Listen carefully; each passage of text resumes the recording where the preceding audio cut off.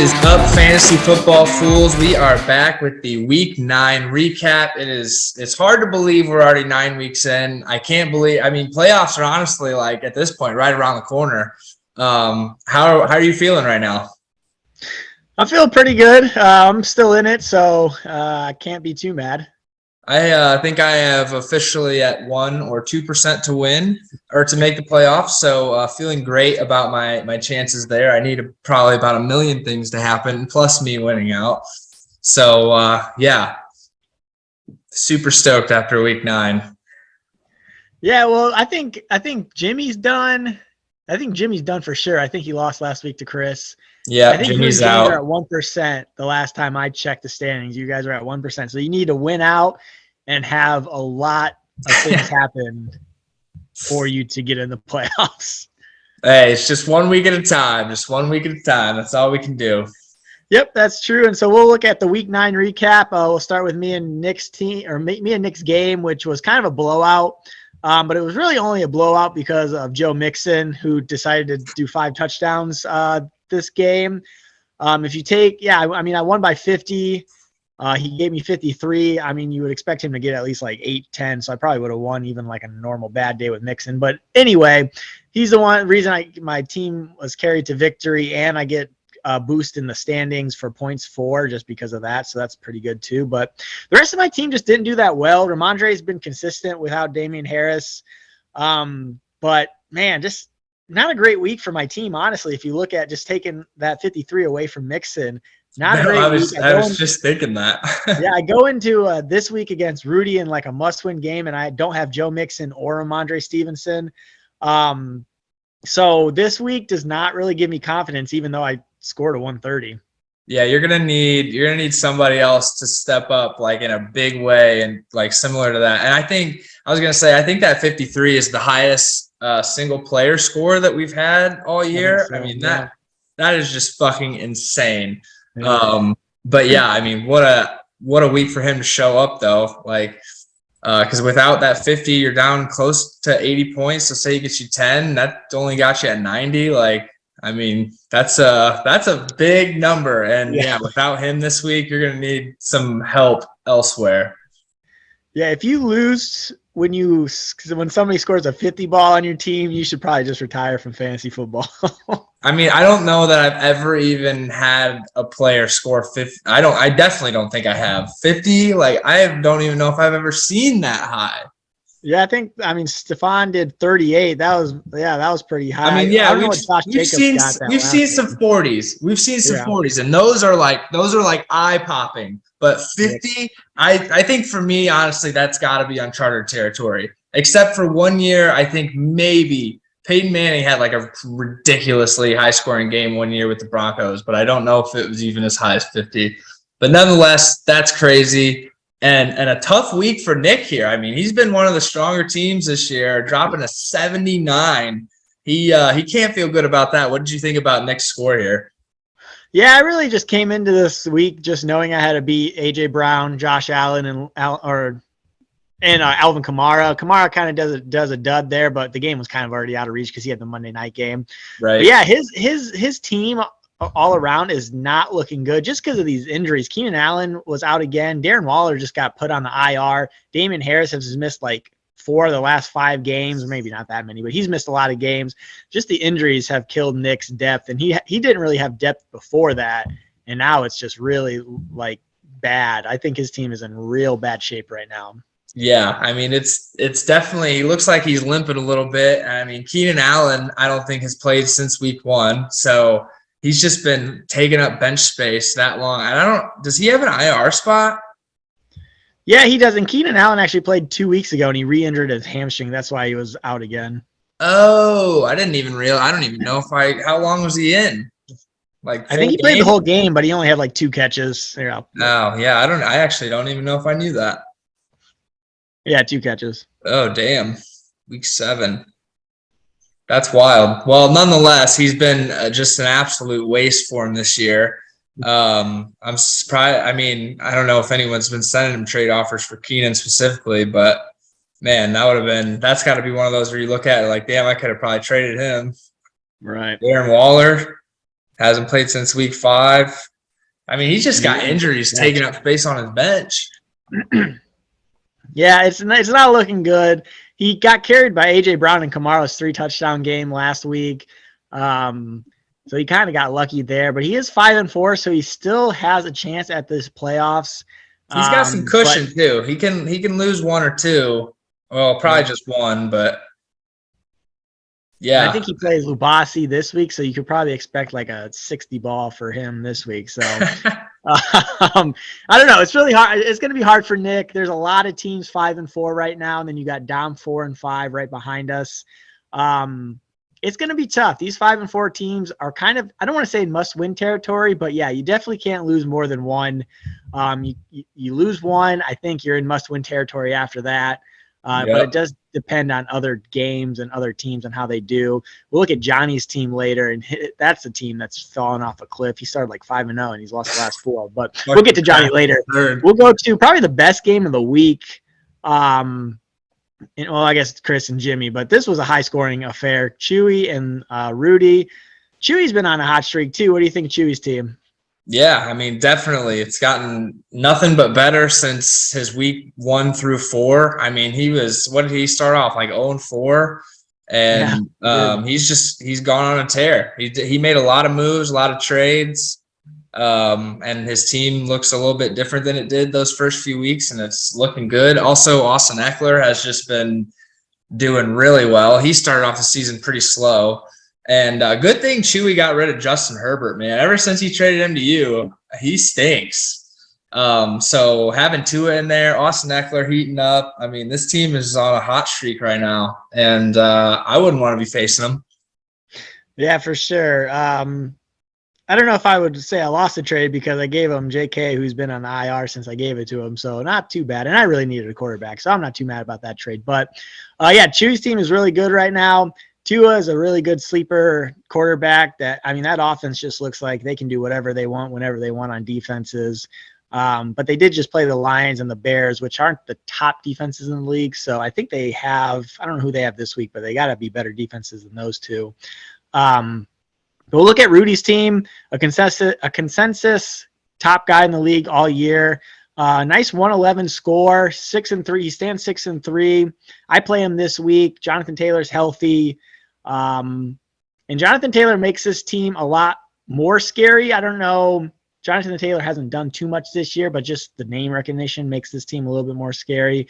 But Kenneth Walker has to be this guy's MVP for the last month. This guy, ever since the other running back got hurt, this guy just balling out. Jeez. Yeah, he's been going nuts. But yeah, I mean, with Jonathan Taylor in there, then you got to think Mark Andrews in that flex spot too whenever he comes back from injury. I mean, yeah, this team's good. There's no doubt about it. And I expect Rudy to for sure be in the playoffs, and he's probably going to make a run barring any bad injuries. And even the Bears offense is starting to heat up, so Darnell Mooney doesn't look quite as bad as he used to in that spot. Jalen Waddle's been balling, like you were saying about Tua. That offense is just crazy. I mean, this is just a good team, and Jalen Hurts, probably going to end up being the best quarterback in the league as far as fantasy points. I don't know, man. Oh wow, he's only 5th. 5th, yeah. I didn't think he was that top. Josh Allen's got to be number 1. But we one thing we didn't talk about with Josh Allen, he actually might not play this week. So Jalen Hurts still finishes number 1, so my statement still has validation a little bit. Yeah. So Rudy's team. This could be a playoff matchup right now. I think there's gonna be a lot of 5-4 teams that we look at today, and this could be a first round playoff matchup. And Chewy got him this week, and he's got the leg up so far. So we'll go to your game and James's game. I think you pretty much officially probably kicked James out of the playoffs. But he still we have the same record, but I think I'm pretty much out of it too anyway. Yeah, I think both of you honestly are. But 1% chance is 1% chance. How do you like your team right now, or how do you think they did? We had a fine week. Heavily inflated by Devontae Adams here, obviously. Lamar Jackson just not not the guy I thought I was drafting. He was for the first couple weeks, and we were riding a great wave. But man, he can't crack 20 to save his life, except that one. I mean, he barely did last week, but I mean, he just stinks as far as fantasy production from where I drafted him. So yeah, that's definitely been rough. My running back, I mean, I couldn't have picked a worse first round running back to get than DeAndre Swift. I mean, just him being back and forth with Jamal Williams. I actually made the right start, which is crazy. DeAndre Swift played. It's just, yeah, I don't like my team very well. My wide receivers are pretty solid. Tight end has been terrible. Chris Godwin is doing pretty average. He's like a solid flex. But yeah, just a lot of disappointment with production here. Yeah, and I mean, T. Higgins, it's probably, I mean, Mixon gets 5 touchdowns. You would think T. Higgins gets 1 or 2 of those touchdowns if you said the Bengals scored like 6 touchdowns in the game. So I think T. Higgins is really good, especially with Jamar Chase out. I think this team is all right. Deion Jackson got hurt during this game. Well, he was just a bye week filler, so he won't be in there this week anyway. Right, but he did get hurt. That's why he got only 4.6. You'd think he'd get a little bit more than that without Jonathan Taylor. But he had a solid week. Devontae Adams did his thing after his 0.8 last week. Yeah. So you like to see that. But, yeah, you just got to win out from here and see what happens. Kind of same thing with James. He has to win out from here and just kind of see what happens. But his team is kind of looking depleted as without Jamar Chase. He's trying to make some trades. He tried to make some trades to get better acquainted with the Tyler Boyd and Nick Chubb trade. And that trade didn't look so bad this week. Miles Sanders with a 15.3, Tyler Boyd, with a 7 ball, but you'd think that Bengals is going to give more touchdowns to other people in the coming weeks. So I don't know. I think both these teams are solid, but they're not scary looking. I don't think you guys are going to win out. But you could wreak some havoc in the standings though.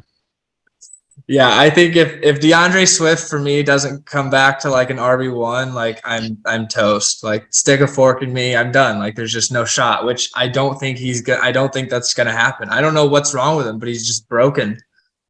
And the first 2 or 3 weeks that you had, you looked like a championship caliber team, and then you just fell off, dude. Yeah, like a fucking cliff. Week 1 through 3, we were looking great, and I even took an L week 1 with like a 98, and then I had that loss to you with like a 119 or 116.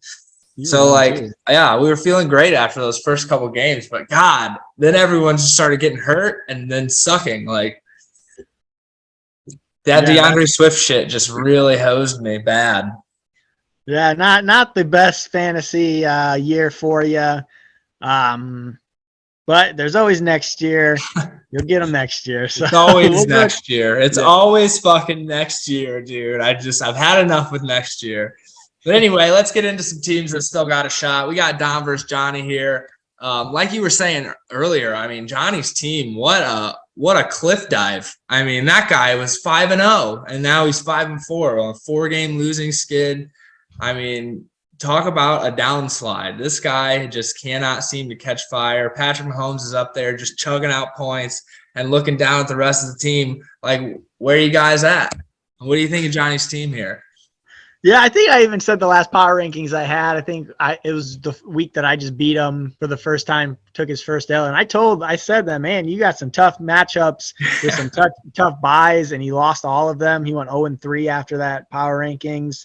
Yeah, and he's sitting David Montgomery, and then Debo's hurt. I think he's coming back this week after the bye, so that should be good for Johnny. But even Debo really hasn't even done that well this year. I mean, he hasn't done bad. He hasn't done great. You drafted him in the 2nd round. I think I say this every time I see Debo, but he just hasn't put up that spectacular of numbers. I don't know. I think if I'm Johnny, I'm really worried after a really hot start. I think he could probably lose out and lose the rest of his games, honestly. I think a prediction is in order here. I don't think Johnny's making the playoffs. I just don't. I don't look at this team, and I'm not. It's not a scary team right now. At least the way they're performing at this time. I mean, Dalvin's done pretty well, but he hasn't done that great for a first-round pick. Just been kind of inconsistent. And I feel like that Vikings offense just hasn't come out this year and looked as good as everyone thought it should have, and including me. I thought that was going to be like one of the best offenses in the league. And they've been good most games, but just not like lights out. Yeah, I agree with that because we'll go to Jeff's team here soon and we'll see Justin Jefferson stats, and it's probably just the same as Dalvin Cook. When the offense is good, those two are doing great, but when they're duds, they're duds. And it's crazy because Minnesota's like 7-1, or they've only got one loss on the year, so you'd think they would be having a really great offensive year, but it's just not that. So we'll see how this. I think I agree with you. I don't think Johnny makes the playoffs. I don't know who he plays this week, but he has to have a win this week. Like, he is just craving that win, because if he loses another one 5 in a row, oh my God, the morale in that team is just on the Dude, you got to bring the energy. Dom, and speaking of bringing the energy, I think Dom's been bringing the energy. I think he had a pretty slow start this year, if I recall correctly, and he's kind of turned it around, and he's getting himself some dubs under his belt. Derrick Henry has been pretty fucking solid the last couple weeks. Kyler Murray, I think we looked at his stats. I mean, he's had kind of an up and down year, but a 19 ball, you can't be too mad about that. You love to see quarterbacks getting those 20. He's kind of got numbers similar to Lamar, except for the 240s that Lamar dropped. Yeah. But Kyler hasn't been superstar level this year, but Dom probably hopes he can turn that around. Still a season left for him to do that, and Dom's still got a shot right now. What do you think of this team as far as making a run to the playoffs?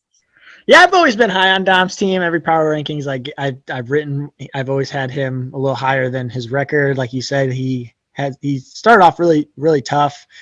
He's still 4-5, so he's still got a losing record, but this team is just probably one game out of that 5-4 spot, which I think the 4 spot is a 5-4 team. So if he can just make a run, start winning games, he'll be okay. I really do like this team. Tannehill's coming back. I don't know if that's good or bad for Derrick Henry, because when Malik Willis is in there, it's literally just hand the rock to Derrick Henry and just do whatever you want to do with the ball.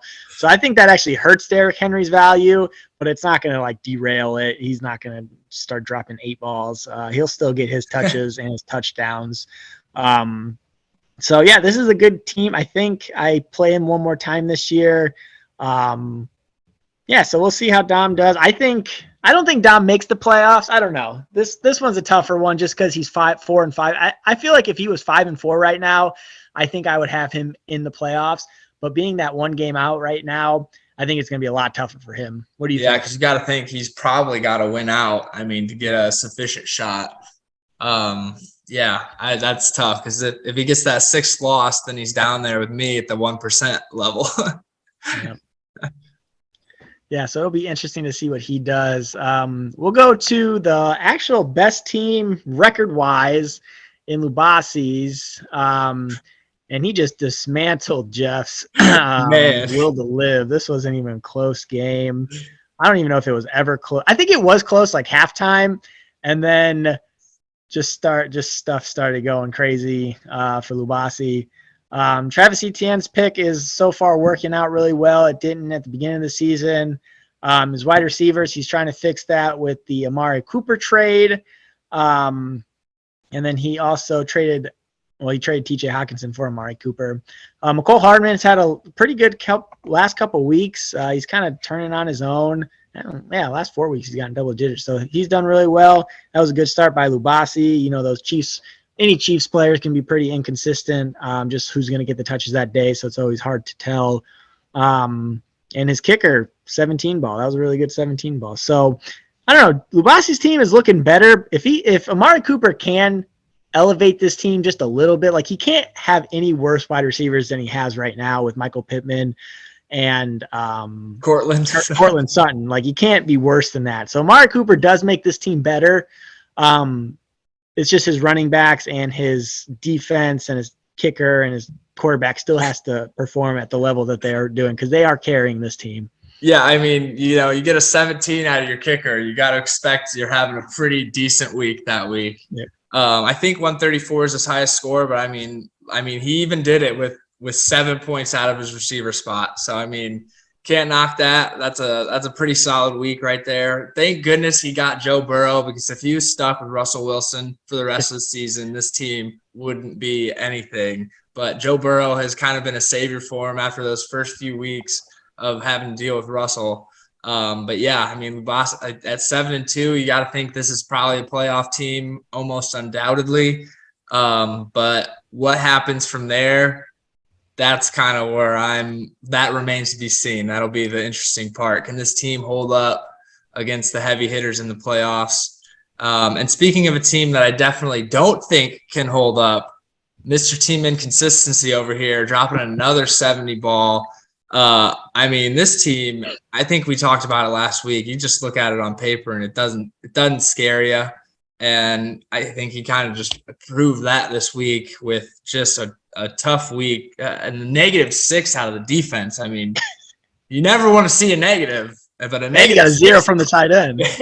A -6 is big. You got -6 points combined between two players on your team. Like, that's tough. That's tough. What do you think about Jeff's team here?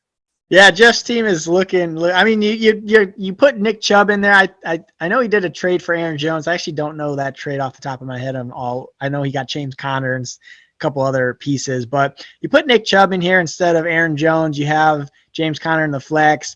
Wide receiver or the running backs are still pretty good. And it's going to be I think this team really is going to rely on Dak. Geno Smith's been pretty good, actually. It's just Dak can get you like a 30 ball, 40 ball, well, maybe not 40 ball, but he can get those high numbers. Geno Smith just kind of have to be like that consistent, 18, 16 type quarterback. But I really think Jeff's going to need those high quarterback points.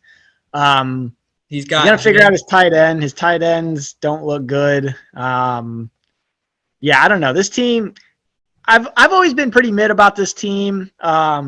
And looking at this week, it's definitely a disappointment for Jeff. He got James Conner and DK Metcalf. So he'll have James Conner in there instead of Aaron Jones. And then Brandon Cooks wasn't in there this week, but he won't be in there next week. So James Conner entered into this. DK Metcalf entered into this. And Nick Chubb. Yeah. So we'll see if that can save Jeff. What's he at right now? 5-4. 5-4. So, I mean, he's right on the cusp. We'll see what this team looks like before we completely count him out. I did forget about some of his trades. So we'll see if he's going to have to really step it up here. Hope those trades pay off for him. And we'll see if this team has a completely new look come next week. Yeah, so we'll go to the last game of the year, or last game of the week. And I think this is probably who has the best team going into the last couple weeks of the regular season. It's Chris's team. He had his worst bye, and he still got the dub. I was really mad that Jimmy couldn't pull this out. I thought Taysom Hill could at least get you 2 or 3 more points that you needed. But you talk about a scary team, you got to talk about Chris's team. I think he is undoubtedly the number one team going into the future of the schedule or the rest of the year. When you got Christian McCaffrey, I know I looked at this before we did the podcast. He's actually projected 130 points this week. Like, that's his projection. And you see projections like 110, 115, you think that's really good. But this guy's projected 130. So that's just crazy. Justin Fields has been the last 4 weeks, he's been an MVP candidate. If you just look at the last month, the last 3 weeks, last 4 or 5 weeks, he's been really consistent quarterback one. But you plug in Christian McCaffrey, you plug in Saquon Barkley. He's not going to have Amari Cooper anymore, but he will have. Look at those buys. Goddamn. Yeah, the buys are tough. He's going to have TJ Hawkinson as his tight end. He doesn't believe in Kyle Pitts, so he made a move for another tight end. Can't blame him. Yeah, the wide receivers are going to look a little bit, not really, because Tyreek Hill and D-Hop is actually a pretty good duo. You can't really find too many holes on this team. You could probably say that he doesn't have too much depth, so one little injury could hamper his whole year, but I think he's just kind of pushing his chips in, and he's going all in right now. Yeah, and it's fucking working, dude. And I think he does. He has a little bit of depth. Got Kareem Hunt on the bench. That's definitely, he's a usable piece. Yeah. Maybe not outside of that, but I think this team is definitely poised. He's going to make the playoffs, and I think this is going to be the team to beat, like you said, barring any injuries, of course. But Chris's team, man, I've been saying it since I think week 3 or 4. Like this, once those running backs get to where they're going, it's over. And once it seemed like almost as soon as Christian McCaffrey got traded, that's like the switch turned on. Saquon's just had such a great year. This is just a great team. This is a great team. D-Hop coming back, like this team is a monster. And I'm not just saying that because he dropped 180 on my head last week. Yeah, and he drops 101. You'd think he would lose here. Jimmy had a solid week. 99 is not too bad. Patriots D gave him 26. Christian Kirk did well. Trevor Lawrence did well. Running backs are still a problem. I think he has a 0% chance of making the playoffs, so it's a good run by Jimmy. He does have probably one of the highest points against, so it really was out of his control some weeks. I think 2 or 3 weeks he probably should have won when he didn't. That kind of puts him in the 4 and 5 range, which is where Dom is. So you still think you have a shot, but he just got unlucky with matchups. And his team's not bad; those running backs are pretty bad, but he did a lot of trading. I think if you look at his week 1 and 2 teams, it's a little better than what he's shown here. But he had to throw some Hail Marys and just hope to win out, but he just didn't. Yeah, had like Tom Brady, Leonard Fournette. Just pretty unfortunate way the cards fold there for you. 1 and 8. Just when you scrolled up and just seeing that big "we suck" next to that 1 and 8, just it's sadly funny. But yeah, tough year for Jimmy. I'll see you in the consolation bracket. It should be a good time. Maybe we can knock out some big players and shake some things up. But looks like we're going to be looking forward to 2023. Yeah, we'll go to this week just to kind of look. We got about I got Rudy this week. 9.5 minutes.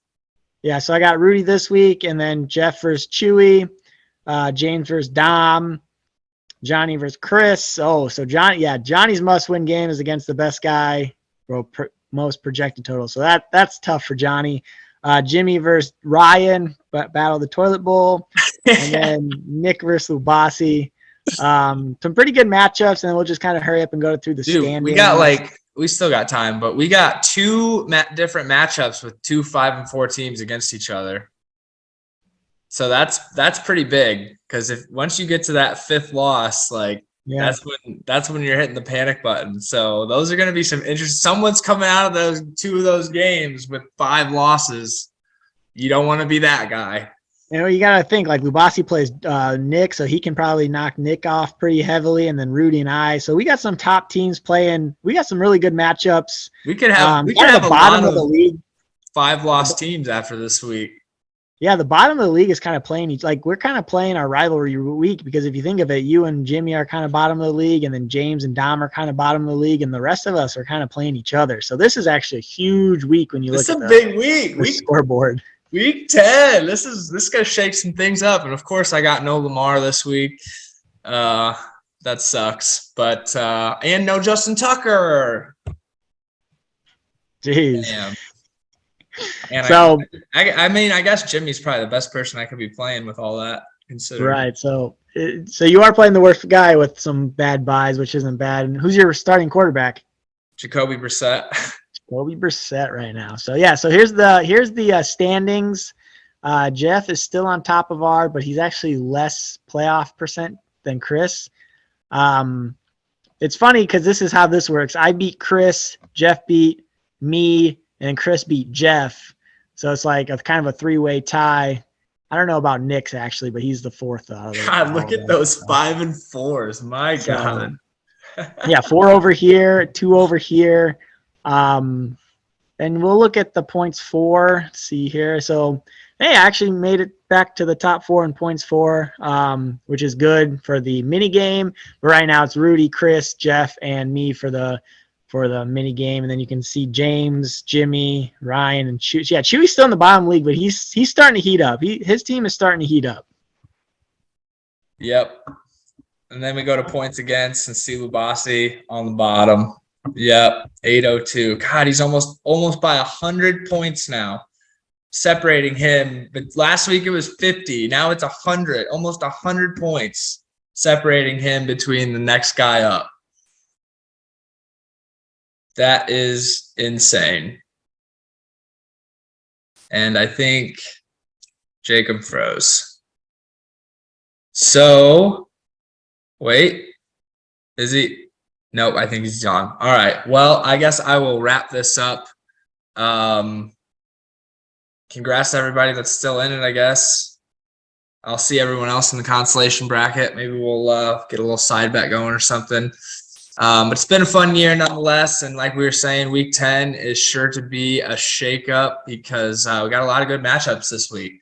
So looking forward to see how things play out and see who ends up in that 5-5 realm. We're going to have a lot of teams that's playoff implications are going to change after this week. So good luck to everybody, and we will catch you guys next week with the Week 10 recap.